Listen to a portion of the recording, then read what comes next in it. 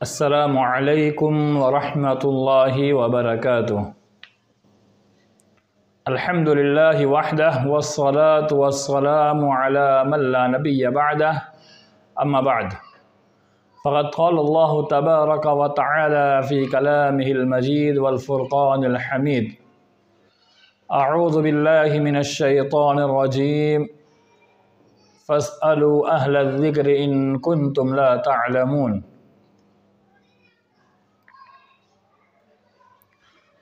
محترم و مکرم سامعین و سامعات، ناظرین و ناظرات، مکتبہ مصباح الاسلام یوٹیوب چینل پر ہر مہینہ لائیو پروگرام نشر کیا جاتا ہے۔ نومبر کا مہینہ جاری ہے، 2022 سال ہے۔ اس سال کا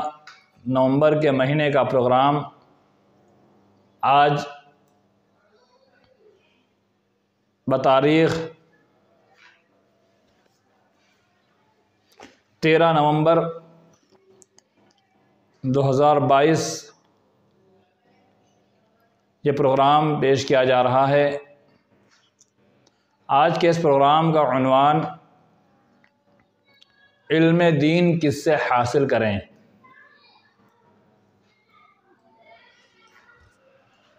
میں ناچیز احسان الہی ابن احمد مولوی سلفی سامرود سورت گجرات سے آپ کے سامنے اس موضوع پر انشاءاللہ مدلل روشنی ڈالوں گا۔ یہ عنوان دور حاضر کی ایک ضرورت ہے۔ آج ہمارے نوجوان طبقہ دینی معاملات میں افراط و تفریط کے شکار ہیں، یا تو غلط راستے پر چل پڑے ہیں۔ دینی علم حاصل کرنے کے لیے ان وسائل کا استعمال کر رہے ہیں جو وسائل ان کے لیے نہیں ہیں، ان لوگوں سے علم حاصل کر رہے ہیں جن کے پاس خود علم نہیں ہے۔ علم یہ کئی طرح کے ہوتے ہیں، چاہے آپ حساب کا علم لے لیجئے، میتھمیٹکس کا علم لے لیجئے، سائنس کا علم لے لیجئے، انجینئرنگ کا، وکیل کا، اطباء ڈاکٹروں کا۔ دنیا کے اندر جتنے طرح کے علوم پائے جاتے ہیں، ان علوم کے حصول کے لیے آدمی ان کے پاس جاتا ہے جو اس فن کا ماہر ہوتا ہے۔ کسی کو انجینئر بننا ہے تو وہ کسی وکیل کے پاس جا کر کے نہیں بیٹھتا، بلکہ وہ انجینئرنگ کالج میں جا کر کے انجینئر بنتا ہے۔ کسی کو وکیل بننا ہوتا ہے تو وکالت کے جو ڈپارٹمنٹ ہے اس میں ایڈمیشن لیتا ہے، وہاں جا کے وکیل بنتا ہے۔ ڈاکٹر بننا ہے تو ڈاکٹری لائن کے جو کالجز اور یونیورسٹیز اور ڈپارٹمنٹ ہے وہاں جا کر وہ ڈاکٹری کرتا ہے۔ یعنی ہر فنون کے لیے الگ الگ اکیڈمکس بنی ہوئی ہے، کالجز ہے، یونیورسٹیز ہے، اور اس کے اندر ڈپارٹمنٹس ہے۔ ان ڈپارٹمنٹس کے ذریعے سے اس فیلڈ کے، اس سبجیکٹ کے ماہر اساتذہ کرام اور ٹیچرز اس کو پڑھاتے ہیں، ان سے علم حاصل کیا جاتا ہے۔ اب کبھی ایسی نوبت آ جاتی ہے کہ ایک عام آدمی، یہ تو علم حاصل کرنا ہوا، اب ایک آدمی جسے کچھ جانکاری لینی ہو تو وہ کس کے پاس جائے؟ ہر میدان اور فیلڈ کے جو آدمی ہوتے ہیں اس فیلڈ کے آدمی کے پاس اس طرح کے مشورے اور سوالات لے کے آدمی جاتا ہے۔ کسی پر کورٹ کچہری کا معاملہ ہے تو وہ کسی انجینئر کے پاس نہیں جائے گا، کسی ڈاکٹر کے پاس نہیں جائے گا، بلکہ وہ سیدھا جائے گا تو سیدھا کس کے پاس جائے گا؟ وکیل کے پاس جائے گا۔ وکیل کے پاس جا کر اپنا مسئلہ پیش کرے گا، جو کچھ معاملات ہوں گے ان سارے معاملات اسے حل کروائے گا۔ ایک آدمی بیمار ہو گیا یا اس کے گھر میں کوئی بڑی بیماری کا شکار ہو گیا، اللہ محفوظ رکھے سب کو، اب اسے مشورہ کرنا ہے تو کسی عام آدمی کے پاس نہ جا کر کے وہ اس کو تلاشے گا کہ میرے جاننے والوں میں کون ڈاکٹر ہے، اس ڈاکٹر کے پاس جا کر وہ صلاح و مشورہ لے گا کہ مجھے کہاں علاج کروانا چاہیے، کیسے کیا کروانا چاہیے۔ کسی کو گھر بنوانا ہے، اب گھر بنوانے کے لیے آدمی ڈاکٹر یا وکیل کے پاس نہیں جائے گا، سیدھے جائے گا انجینئر کے پاس، اس سے نقشہ بنوائے گا، اس سے مشورہ لے گا کیا کتنی چیز کیا کہاں لگانی ہے، وہ اس سے معلوم کرے گا۔ ایسے ہی کسی کو اگر پائپ لائن کا کام کروانا ہے تو کوئی کسی ایسے آدمی کے پاس نہیں جائے گا جو اس لائن کا آدمی نہ ہو، بلکہ سیدھے جائے گا کوئی پلمبر آدمی کون ہے اس کے پاس جائے گا اور پلمبری کا کام اس سے کروائے گا۔ گویا معلوم ہوا کہ جو آدمی جس فیلڈ کا ہوگا اس فیلڈ والے آدمی کے پاس جا کر کے ہم اپنا کام کروائیں گے۔ لیکن سب سے زیادہ ظلم جو ہوتا ہے وہ دین علم کے ساتھ ہوتا ہے۔ ہر کس و ناکس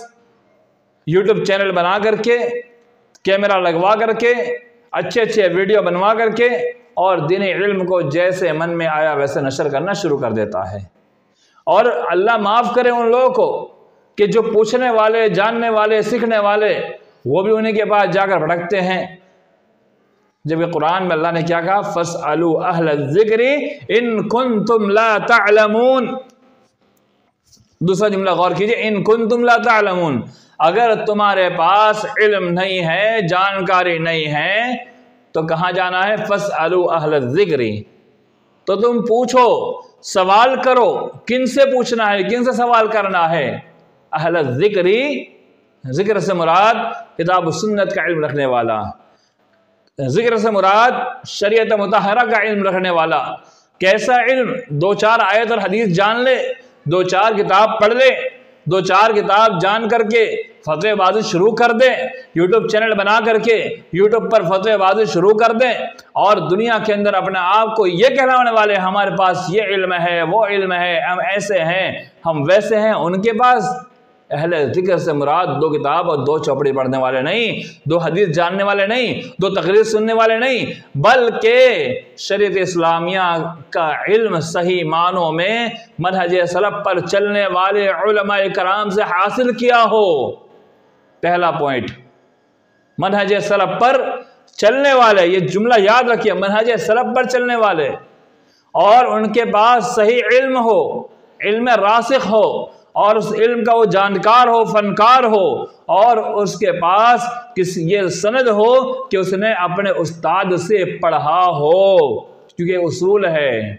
کہ بغیر استاد کے کوئی بھی طالب علم یا کوئی بھی انسان وہ عالم نہیں بن سکتا، اس کے پاس علم نہیں ہو سکتا، اس کو کسی نہ کسی استاد سے پڑھنا اور سیکھنا ہوگا۔ تو ایسے عالم سے آپ پوچھے، جانکاری لے، سوال کرے۔ فَاسْأَلُوا أَهْلَ الذِّكْرِ إِن كُنتُمْ لَا تَعْلَمُونَ، اگر تم نہیں جانتے ہو تو جو ذکر والے ہیں، جاننے والے ہیں، شریعت کے عالم ہیں، شریعت کو جاننے والے ہیں، شریعت کو سیکھے ہوئے ہیں، ان کے پاس جا کے سوال کیجئے، پوچھے، جانیے۔ تو اس آیت میں اللہ رب العالمین نے واضح کر دیا کہ اہل ذکر سے یعنی علم رکھنے والوں سے علم حاصل کیا جائے، عالم دین سے یعنی دین کا علم رکھنے والے سے، اور علماء ربانیین، یہ جملہ یاد رکھیے کیونکہ علماء سو، علماء ربانیین دو الگ الگ ہے۔ علماء سو جو ضلالت پر اور گمراہی پر چلنے والے، فاسق علماء کرام، شرکیہ کام کرنے والے، تعویذ گنڈا کرنے والے، ایسے علماء جو جادوئی کام میں مبتلا ہو جاتے ہیں اور نہ جانے کیسے کیسے غلط علم کے اندر مبتلا ہو جاتے ہیں، منہج سلف سے ہٹ کر وہ اپنا علم بانٹنے والے یا ایسے علم رکھنے والے جو شریعت کے قوانین کی مخالفت کرنے والے، اپنے مسلک کے مطابق زندگی بتانے والے، یعنی دین شریعت سے ہٹ کر کے، کتاب و سنت کی تعلیمات سے ہٹ کر کے اور قرآن و حدیث کے منہج کو چھوڑ کر کے اپنے علماء کا دامن پکڑنے والے، ایسے علماء کرام بھی علماء ربانیین میں نہیں آئیں گے، بلکہ ایسے علماء کرام علماء ہوا میں آئیں گے، یعنی جو اپنے نفسی یعنی طور پر یا جو علماء نے کہہ دیا، ائمہ نے کہہ دیا، جو ایسے علم کی پیروی کرتے ہیں جو کتاب و سنت کے خلاف ہو، وہ کتاب و سنت میں جس کا کوئی ثبوت نہ ہو، ایسا علم پر چلنے والے ایسے علماء سے بھی آپ علم لینے سے آپ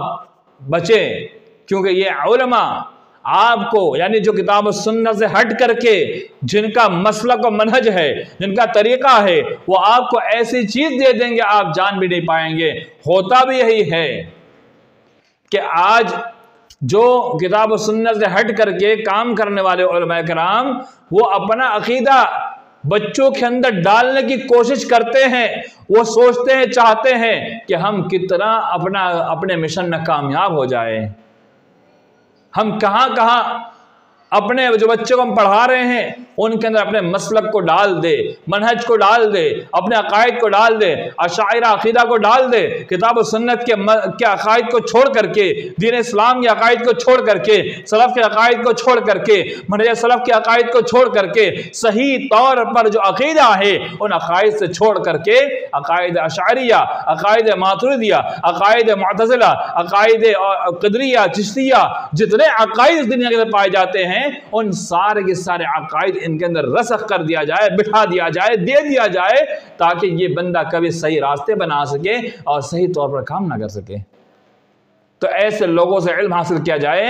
جو علماء سلف کے منہج پر کام کرنے والے ہیں، جو علماء صحابہ کرام کے نقش قدم پر چلنے والے ہیں، جو علماء اللہ کے رسول صلی اللہ علیہ وسلم کی بتائی ہوئی سیرت اور سنت اور احادیث کے مطابق علم دینے والے ہیں، ایسے علماء سے علم حاصل کیا جائے گا۔ اس کے علاوہ کسی اور علماء سے علم حاصل کرنے کی کوشش کی تو ہماری گمراہی کا راستہ وہیں سے شروع ہوتا ہے۔ آئیے میں آپ کے سامنے سیدنا حسن بصری کا جو قول ہے بہت جامع قول ہے، اسے پیش کروں۔ ان هذا العلم دین، بے شک یہ علم دین کا علم ہے، یعنی کتاب و سنت کا علم، یہ دین کا علم ہے، شریعت کا علم۔ کہا ان هذا العلم دین، بے شک یہ علم، فانظروا عمن تأخذون دینکم، تو تم دیکھو کہ تم یہ دین کس سے لے رہے ہو، یعنی دین جس سے لیا جا رہا ہے، جس سے علم لیا جا رہا ہے، کہ تم کس سے اپنے دین حاصل کرتے ہو، کس سے لے رہے ہو، یعنی علم کس سے سیکھا جائے۔ یہاں یہ منہج بتلایا جا رہا ہے، مسلک بتلایا جا رہا ہے، طریقہ بتلایا جا رہا ہے کہ علم دین جو لینا ہے ہمیں یہ دیکھنا ہوگا کہ ہم دین کا علم کس سے سیکھ رہے ہیں۔ کہ ایسا تو نہیں کہ آپ جس سے دین کا علم حاصل کر رہے ہیں اس کو خود وہ دین کا پتہ نہیں ہے، اس کو علم کی جانکاری نہیں ہے، وہ اس علم کے اندر کنگال ہے، اس علم کے بارے میں اسے کچھ جانکاری نہیں ہے، یا پھر اس عقائد سے جو دین شریعت کے عقائد ہے، سلف کے عقائد ہے، ان عقائد سے ہٹ کر تو وہ نہیں ہے۔ یہ بھی دیکھنا ضروری ہے وہ کس عقیدے کو فالو کرتا ہے۔ کہیں ماتریدی عقیدہ کو فالو نہیں کرتا، اشاعرہ کو فالو نہیں کرتا، کہیں معتزلہ کو فالو نہیں کرتا، یعنی کس مسلک کے اوپر، کس منہج کے اوپر، کس عقائد کے اوپر یہ بندہ ہے، ان کے عقائد کو دیکھنا ہوگا، اس کے طریقہ کار کو دیکھنا ہوگا، اس کے مسلک کو دیکھنا ہوگا کہ وہ کس طرح کا عالم ہے، وہ کیا ہے، کیا کرتا ہے، نماز کیسی پڑھتا ہے، کیسی دینداری ہے، وہ کس منہج پر ہے۔ وہ اپنے کہیں ایسا تو نہیں کہ اپنے مسلک و منہج کی ترویج کے لیے وہ پوری کوشش کرتا ہو۔ تو ایسے لوگوں سے علم حاصل کرنے سے پہلے ہمیں غور کرنا چاہیے، دیکھنا چاہیے۔ اس لیے امام حسن بصری کہتے ہیں ان هذا العلم دین فانظروا عمن تأخذون دینکم، تم جس سے دین کا علم لے رہے ہو اسے دیکھو، غور کرو، پڑتالو کہ تم وہ صحیح آدمی ہے یا نہیں ہے۔ ایک اور امام مالک رحمہ اللہ نے ایک آدمی سے کہا اطلبوا هذا الامر من عند اہلہ، کہ تم طلب کرو، سیکھو، حاصل کرو۔ هذا الامر، امر سے مراد علم، دینی علم یا علم کو حاصل کرو، سیکھو، طلب کرو، کس سے؟ من عند اہلہ، جو اس کا اہل ہو، یعنی جس کے پاس علم دین موجود ہو۔ ایسا نہیں کہ جو کوئی پلمبر ہو اور یوٹیوب چینل بنا کر بیٹھ جائے اور اپنی بڑی بڑی ہانکیں اور احادیث کا دو ٹکڑا اٹھا کر کے، دو بات اٹھا کر کے وہ سوشل میڈیا پہ ڈالے اور اس کے لاکھوں کروڑوں فالوور بن جائے اور وہ اپنے فالوورز کے اوپر وہ اپنے فخر کریں اور دین کو پھیلاتا رہے۔ ایسے آدمی سے علم حاصل نہیں کیا جائے گا، چاہے وہ انجینئر ہو، چاہے وہ پلمبر ہو، چاہے وہ محمد علی مرزا ہو، چاہے کوئی بھی ہو۔ اس طرح کے جو بھی سوشل میڈیا میڈیا کے اوپر نظر آتے ہیں، کیمرے پہ نظر آتے ہیں، یا پھر ہماری بھولی بھالی عوام، جاہل عوام جو جنہیں اسٹیج شیئر کر دیتی ہے ایسے لوگوں کو، تو ایسے لوگوں سے علم لینا کسی بھی طور پر صحیح نہیں ہے۔ امام مالک رحمہ اللہ فرماتے ہیں کہ علم اس سے لو من عند اہلہ، جو جس کے پاس علم ہو، یعنی جو علم والے کے پاس علم لیا جائے، جس کے پاس علم کا خزانہ ہو، شریعت مطہرہ کے علم کا خزانہ موجود ہو، ایسے لوگوں سے علم لیا جائے۔ شیخ الاسلام امام ابن تیمیہ رحمہ اللہ کے قول آپ کے سامنے پیش کروں، وہ کہتے ہیں انما یفسد الدنیا ثلاثۃ انصاف، کہتے ہیں کہ دنیا کو 3 ادھورے لوگ خراب کر دیتے ہیں، 3 ادھورے قسم کے لوگ خراب کر دیتے ہیں۔ وہ کون کون؟ نصف فقیہ، ادھورا فقیہ، دوسرا نصف طبیب، ادھورا ڈاکٹر، تیسرا نصف نحو، ادھورا نحوی۔ پھر آگے کہا فنصف الفقیہ یفسد الدین، کہ جو فقہ کے اندر ادھورا ہے وہ دین کو فاسد کر دیتا ہے، اور ونصف الطبیب یفسد الابدان، اور جو طب کے اندر ادھورا ہے وہ جسم کو فاسد کر دیتا، بگاڑ دیتا ہے، ونصف النحوی یفسد اللسان، اور جو نحو کے اندر ادھورا ہے وہ زبان کو بگاڑ دیتا ہے۔ امام ابن تیمیہ رحمہ اللہ کا جامع ترین قول اس میں کیا ایک مقولہ مشہور ہے، وہ بھی سنتے جائیے، جو ہمیں کہا جاتا تھا پہلے اور آج بھی کہا جاتا ہے، نصف حکیم خطر جان، نصف ملا خطر ایمان۔ کیا مطلب رکھتا ہے نصف حکیم خطر جان؟ یعنی اگر حکیم کے پاس ادھورا علم ہے، وہ پورا حکیم نہیں ہے، جانکار نہیں ہے، تو وہ جان کو خطرے میں ڈال دے گا۔ جیسے اس مثال سے سمجھے، ایک شیخ چلی کا ایک چٹکلا بہت مشہور ہوا کہ شیخ چلی، اس کی کھرپی جیسے گھاس کاٹا جاتا ہے، وہ گرم ہو دھوپ میں گرم ہو جاتی ہے، وہ اس کھرپی کو لے کر کے وہ کسی حکیم کے پاس جاتا ہے، حکیم صاحب سے کہتا ہے میری کھرپی کو بخار آ گیا۔ حکیم صاحب نے کہا اسے لے جاؤ اور پانی میں ڈبا دو، اس کا بخار اتر جائے گا۔ اب اس کھرپی کو ظاہر سی بات ہے دھوپ لگی تھی، پانی میں ڈالیں گے وہ ٹھنڈی ہونا ہے، تو شیخ چلی نے دیکھا کہ وہ کھرپی ٹھنڈی ہو گئی۔ اب شیخ چلی نے ایک دماغ دوڑایا کہ بخار کا علاج پانی میں ڈبانا ہے، اب وہ حکیم بن گیا، حکیم بن کے بیٹھ گیا۔ کچھ لوگ اس کو بلانے آئے، کہا میری ماں کو بخار آیا ہے، چلو ان کا علاج کر دو۔ جاتا ہے اور اس بڑھیا عورت کو ایک بوری میں پیک کرواتا ہے اور تالاب کے کنارے لے جا کر کے بچوں سے بولتا ہے اسے پانی میں ڈباؤ، اس کو پانی میں ڈبا کر مار دیا جاتا ہے۔ جب وہ بڑھیا باہر نکلتی ہے تو وہ مر جاتی ہے۔ تو حکیم بولتا ہے، شیخ چلی حکیم بولتا ہے کہ میں نے بخار اتارنے کی ذمہ داری لی تھی، مرنے کی ذمہ داری نہیں لی تھی میں نے۔ تو یہ ایک غلط چٹکلا ہے، لیکن کچھ پیغام دیتا ہے کہ اگر ایسے لوگوں کے پاس جا کر کے علاج کروایا گیا تو وہ ضرور کسی نہ کسی کو مار دیتے ہیں، اور آج معاشرے میں ایسے بہت سارے کیسز بنتے ہیں۔ ہمارا جو بنیادی مقصد ہے آج کے عنوان میں نصف ملا خطر ایمان، اگر ہم ایسے مولوی کے پاس یا ایسے سوشل میڈیا پر عالم بنے ہوئے ہیں جو سوشل میڈیا پر اپنے آپ کو فقیہ سمجھتے ہیں، سوشل میڈیا پر اپنے آپ کو بڑے علامہ سمجھتے ہیں، بڑے سے بڑے علماء کرام کی بات کو رد کرنے کی کوشش کرتے ہیں۔ میں نے دیکھا کہ ابھی حال میں جن کا دکتورا پی ایچ ڈی کا مناقشہ ہوا، ڈاکٹر عبداللہ نارائن پوری صاحب، ان کے کمنٹس کے اندر ایسے جہلا جوان آ کر کمنٹس کرتے ہیں، اللہ کی پناہ ایسی باتیں لکھتے ہیں اور بیچارے وہ رد کرتے رہ جاتے ہیں، لیکن ان کے اندر اتنی جہالت پائی جاتی ہے کہ 2-4 کتاب کا رٹا مار کر کے، 2-4 اردو تحریر رٹا مار کر کے، گوگل پر صالح منجد اور وغیرہ کے ویب سائٹ پر تھوڑا ادھر سے اٹھایا رٹا مارا، اور ہم بڑے بڑے علماء کرام کے خلاف بھی آواز اٹھانے لگے جا رہے ہیں۔ یہ ہے ہمارے معاشرے کی ایک گناؤنی چیز کہ ایسے لوگوں سے علم اگر حاصل کیا گیا رب کعبہ قسم ہم گمراہی پہ چلے جائیں گے، اور ہمارے نوجوان طبقہ گمراہی کے لیے انہیں کوئی حاصل نہیں ہوگا۔ تو علم حاصل کرنے کے لیے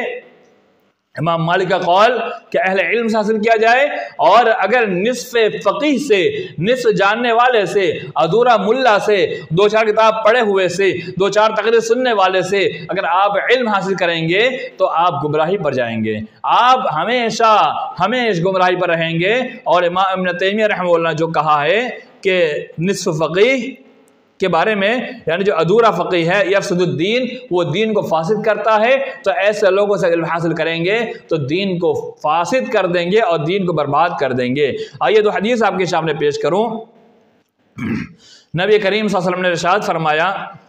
ان من اشراط الساعۃ ان یلتمس العلم عند الاصاغر، قیامت کی نشانیوں میں سے یہ ہے کہ اصاغر کے پاس علم تلاش کیا جائے گا، یعنی علم حاصل کرنے کی کوشش کی جائے گی۔ اصاغر سے مراد کون ہے؟ یعنی ایسے لوگ جن کے پاس صحیح طور پر علم نہیں ہے، جو علم کو اچھے جانتے نہیں ہیں، یا علم کے اندر ان کے پاس عبور نہیں ہے، ایسے لوگوں سے علم حاصل کیا جائے گا۔ تو یہ قیامت کی نشانیوں میں سے ایک نشانی ہے جو آج حاضر ہوتی ہوئی نظر آ رہی ہے۔ ایک حدیث اور آپ کے ساتھ، یہ جو روایت ہے یہ صحیح الجامع کی روایت ہے۔ علامہ البانی رحمہ اللہ نے اس کو صحیح الجامع کے اندر روایت کیا ہے، اور حدیث نمبر 2207۔ ایک اور روایت سیدنا ابو مسعود رضی اللہ تعالیٰ عنہ فرماتے ہیں، لا يزال الناس بخير ما اخذوا العلم عن اکابرهم فاذا اخذوه من اصاغرهم وشرارهم هلكوا۔ لوگ اس وقت تک خیر پر رہیں گے جب تک وہ اپنے بوڑھوں سے، بڑوں سے اور جانکار لوگوں سے علم لیتے رہیں گے، اور آگے فرمایا جب وہ اپنے چھوٹوں اور برے لوگوں سے علم حاصل کریں گے تو ہلاک ہو جائیں گے۔ یہ روایت بھی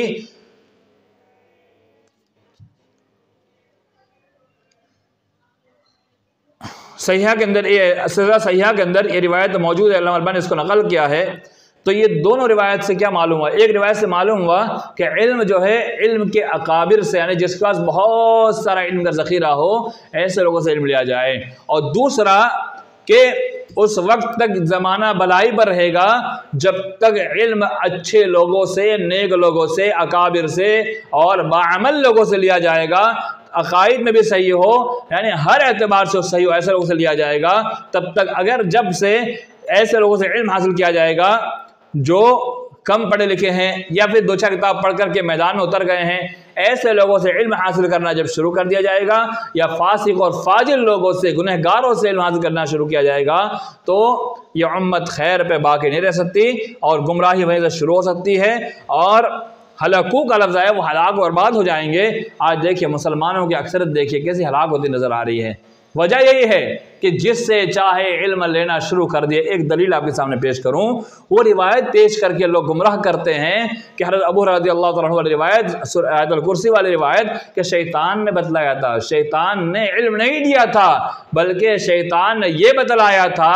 کہ شریعت میں ایک ایسی آیت میں نازل ہوئی ہے کہ جس کو پڑھنے کی فضیلت بتلائی گئی ہے کہ اگر اسے پڑھ کر دم کر دیا جائے تو کبھی بھی کوئی اس کو چوری نہیں کر سکتا۔ شیطان نے علم نہیں دیا تھا، شیطان نے صرف رہنمائی دی تھی کہ ایسے علم موجود ہے، ابو ہریرہ تمہیں معلوم نہیں ہے۔ اگر ایسا نہیں ہوتا تو گویا علم غیب شیطان کو ہو گیا، نعوذ باللہ۔ شیطان کو علم غیب نہیں ہے، شیطان وہی بتلا سکتا ہے جو موجود ہے، جو آ چکا ہوتا ہے۔ تو وہ آیت الکرسی کی فضیلت پہلے سے موجود تھی، تبھی اللہ کے رسول نے تصدیق کی، ورنہ اگر ڈائریکٹ کی بات ہوتی، اللہ رسول کیا کہتے؟ ابھی میرے پاس یہ بات وہی ہوئی ہے، فرشتہ مجھے بتا رہا ہے، یا اللہ کی جانب سے پیغام آ رہا ہے۔ اللہ رسول نے تصدیق کی، وہ معلوم ہوا کہ یہ بات پہلے سے منزل من اللہ تھی، یعنی اللہ کی جانب سے بتلائی گئی تھی۔ تو یہاں بھی ایسا نہیں کہ ہر کسی سے علم لے لیا جائے، شیطان نے علم دیا سب نہیں، شیطان نے علم نہیں دیا ہے، شیطان نے راستہ بتلایا ہے۔ تو ویسے ہی اگر کوئی برادرز آئے یا کوئی سسٹرز آئے یا پھر کوئی کم جاننے والے یا پھر کوئی ابھی 2-4-5 تقریر سن کر کے میدان میں اتر آئے ہیں، 2-4 کتاب رٹا مار کر کے میدان میں آ گئے ہیں، 2-4-5 حدیث رٹا مار کے میدان میں آ گئے ہیں، ایسے لوگوں کا بھی کام کیا ہے؟ علماء کرام کی بات کو ان کا نام لے کر پھیلائے کہ فلاں عالم نے یہ بات کہی ہے، ہے۔ آج ہوتا یہ ہے کہ یہ جتنے برادرز نظر آتے ہیں نا، ایسے نہیں بنتے ہیں، ان کے بننے کے پیچھے علماء کرام کی بڑی محنت ہوتی ہے۔ یہ لوگ آج کل کیا کرتے ہیں، علماء کرام سے واٹس ایپ پر سوال کرتے ہیں، اس کا جواب دے دیجئے، وہ رہنمائی کر دیتے ہیں اور یہ بڑے مفتی اور فتویٰ باز بن جاتے ہیں۔ یہ حقیقت ہے، حقیقت ہے۔ اگر آپ کہیں، آپ کو شک ہو تو اس کو ریویل کر کے دکھایا جا سکتا ہے کہ کتنے برادرز ایسے جو بنے ہیں جو پہلے علماء کرام سے سیکھتے ہیں، ان سے سوال کرتے ہیں، اس کے بعد ان کا سوال کو اپنے انداز میں جواب دے دیتے ہیں۔ یہ غلط ہے، انہیں جواب دینا ہے تو علماء کرام کے جو اقوال ہے اس کو ہو بہو دہرائے، اسی جواب کو پہنچا دے، ہو بہو اسی آڈیو کو، اسی ریکارڈ کو، اسی بات کو عوام تک نشر کرے، خود عالم علامہ نہ بن جائے۔ ایک چیز اور، معاشرے کے اندر ہمارا نوجوان طبقہ یوٹیوب سے علم حاصل کرنے کی کوشش کرتا ہے۔ یوٹیوب سے علم حاصل کیجئے، لیکن کن سے یوٹیوب پر علم حاصل کیا جائے؟ کن کے پاس؟ وہ علماء جو علماء ربانیین ہے، طارق مسعود جیسے سوشل میڈیا، مفتی طارق مسعود جیسے علماء کرام گرچہ سوشل میڈیا پر ہے، ان کا کام وہ اپنے مسلک و منہج کے مطابق کر رہے ہیں۔ ان کا کام پورا ہو بہو وہ چاہتے ہیں ہم اپنے مسلک کی ترویج کریں، منہج کی ترویج کریں۔ تو ہمیں علم لینا ہے ایسے علماء سے جو آپ کے عقائد کے مطابق آپ کو بیان دے رہے ہو، آپ کے عقائد کے مطابق آپ تک دین کی باتیں پہنچا رہے ہو۔ ایسے علماء جو صحیح منہج پر، صحیح عقیدے پر باتیں کرتے ہو، ایسے علماء سے علم لیا جائے۔ میرے ایمان والے بھائیوں، میری ایمان والی بہنیں، باتیں بہت لمبی ہو گئی، لیکن کہنے کا مطلب یہ ہے کہ علم کن سے لیا جائے؟ علم کا جانکار سے لیا جائے، جن کے پاس اپنے اساتذہ کی سند اجازہ موجود ہو یا پھر جن کو ادارے نے سند عطا کی ہو۔ گرچہ لوگ اس کا مذاق اڑاتے ہیں، لیکن 10 سال علماء کرام ایسے مدارس میں نہیں گزار دیتے ہیں، وہاں بڑے بڑے علماء کرام سے، مدققین سے، مشائخ سے، علم راسخ علم کے اندر جن کے پاس پختگی ہوتی ہے، راسخ علم ہوتا ہے، ایسے علماء کرام سے سیکھتے ہیں، پڑھتے ہیں، جانتے ہیں اور اس کے بعد اگزام پاس کرتے ہیں۔ کتنے مشکل ترین امتحانات کو پاس کر کے، رات کی نیند کو حرام کر کے، دن بھر پڑھ کر کے، قال اللہ قال رسول کے صدائے لگا کر کے وہ مدارس سے پڑھ کر آتے ہیں۔ اس کے بعد ان کے پاس اتنا علم آ پاتا ہے کہ وہ عوام میں کچھ کام کر سکے۔ اس کے بعد بھی ان کا رات و دین کا علم حاصل کرنے میں لگا رہتا ہے۔ اس کے بعد وہ علماء کرام دوسرے کو علم دیتے ہیں۔ تو یہ چیز بہت ضروری ہے کہ ان سے علم حاصل کیا جائے جو ان کا جانکار ہو۔ ایک بات اور میں نے بتلانی ہے کہ علم حاصل کرنے کے لیے یہ دیکھا جانا ضروری ہے کہ جس سے آپ علم حاصل کر رہے ہیں، چاہے وہ نحو کا علم حاصل کر رہے ہو، چاہے صرف کا حاصل کر رہے ہو، کسی بھی چیز کا علم حاصل کر رہے ہو، آپ کو یہ دیکھنا ہے اس کا عقیدہ کیا ہے، کیونکہ استاد کی یہ کوشش ہوتی ہے کہ وہ اپنا عقیدہ اس بچے میں ضرور ڈالے۔ ایک بہت مشہور شعر کا مصرع، کاش کہ فرعون کو کالج کی سوجی ہوتی، کیوں کہا جاتا ہے؟ اللہ اقبال نے کہا تھا کاش کہ فرعون کو کالج کی سوجی ہوتی۔ حضرت موسیٰ علیہ السلام کی پیدائش کا وقت آتا ہے، غور سے سنیے میرے ایمان والے بھائیوں، بڑی عبرت کی باتیں اس کے اندر ہے۔ حضرت موسیٰ علیہ السلام کی پیدائش کا وقت آتا ہے اور فرعون کی سلطنت کو تہش نہش کرنے کا خواب نظر آتا ہے کہ ایک بچہ ایسا پیدا ہوگا جو فرعون کی سلطنت کو تہش نہش کر دے گا، ختم کر دے گا۔ تو فرعون نے ایک قانون بنایا، قانون پاس کروایا، کہا کہ آج کے بعد جو بھی بچہ پیدا ہوگا اسے مار دیا جائے گا۔ جب حضرت موسیٰ علیہ السلام کی پیدائش کا وقت آتا ہے، ان کی ماں گھبرائی ہوتی ہے، بچہ پیدا ہوتا ہے اور بچہ پیدا ہونے کے بعد حضرت موسیٰ کے گھر کے باہر دربان کھڑے ہوتے ہیں، سپاہی کی ریلی کھڑی ہوتی ہے، لائن لگ جاتی ہے۔ اللہ رب العالمین حضرت موسیٰ علیہ السلام کو ایک تدبیر کے ذریعے بچاتا ہے۔ تو یہ ایک مختصر واقعہ، لیکن اس شعر کا مطلب کیا ہے، اس کا پس منظر آپ کے سامنے پیش کیا کہ فرعون نے ایک سلطنت کو بچانے کے لیے کتنی جانیں ختم کروا دی، لیکن جو اس کے صدر ختم کرنے والا تھا وہ اللہ نے اس کو زندہ جاوید رکھا۔ لیکن اس شعر کا ایک مطلب اور ہے، یہ پس منظر ہے، لیکن اصل مقصد جو ہے شعر کے اندر وہ یہ ہے کہ اگر فرعون ایک یونیورسٹی کالج کھول دیتا، اگر فرعون کو کالج سوجی ہوتی، یعنی فرعون ایک کالج کھولتا، یونیورسٹی کھولتا،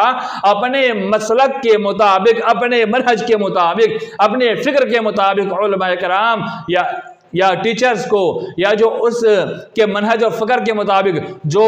علم رکھنے والے ہیں ان کو اس میں ٹیچر بنا دیتا اور ان سارے کے سارے بچوں کو اس کالج کے اندر ایڈمیشن کروا دیتا، اس میں پڑھاتا اور اس کی گنگنواتا، تو یہ بچے کبھی اس کے خلاف کھڑے نہیں ہوتے۔ تو اس شعر کے اندر بہت سارے مطالب چھپے، اس میں سے ایک مطلب یہ ہے کہ استاد کے اندر وہ جوہر ہوتا ہے، استاد کے اندر وہ صلاحیت ہوتی ہے کہ بچے کے ذہن میں وہ غلط بھی ڈال سکتا ہے، اور جو غلط ڈالے گا تو اس کو ایکسیپٹ بچے کر لیں گے کیونکہ استاد ہے۔ بہت سارے ماں باپ کہتے ہیں نا، جب پریشان ہو جاتے ہیں شکایت لے کے آتے ہیں استاد کے پاس کہ آپ بولو گے تو مان جائے گا، تو یہ سب کو معلوم ہے۔ تو ایسے علماء سے علم حاصل کیا جائے جن کا عقیدہ صحیح ہو، منہج سلف کے مطابق ہو، اگر اس کے علاوہ کوئی منہج پر ہے تو اس سے علم حاصل کرنے کا کوئی بھی راستہ آپ اختیار کریں گے وہ صحیح نہیں ہے۔ آپ جتنی ہلا سازی کر لیجئے، آپ جتنی بات بنا لیجئے، اور آپ یہ کہتے ہیں کہ نہیں ہم تو ان سے عربیدہ پکا کرواتے ہیں، نہیں، یہ آپ بچوں کے زندگی سے کھلواڑ کر رہے ہیں، ان کے عقائد سے کھلواڑ کر رہے ہیں، ان کی زندگی سے کھلواڑ کر رہے ہیں، یہ کسی بھی طور پر درست نہیں ہو سکتا۔ تو علم راسخ رکھنے والے علماء سے حاصل کیا جائے، اور علماء ربانیین سے حاصل کیا جائے، اور سلف کے منہج پر چلنے والے علماء کرام سے علم حاصل کیا جائے۔ اللہ تعالیٰ تمام مسلمانوں کو علم دین حاصل کرنے توفیق عطا فرمائے، اور شریعت کا علم ان سے لینے توفیق عطا فرمائے جو شریعت کے علم میں ماہر ہیں اور صحیح سلف کے منہج پر علم دینے والے ہیں۔ آمین۔ والسلام علیکم ورحمۃ اللہ وبرکاتہ۔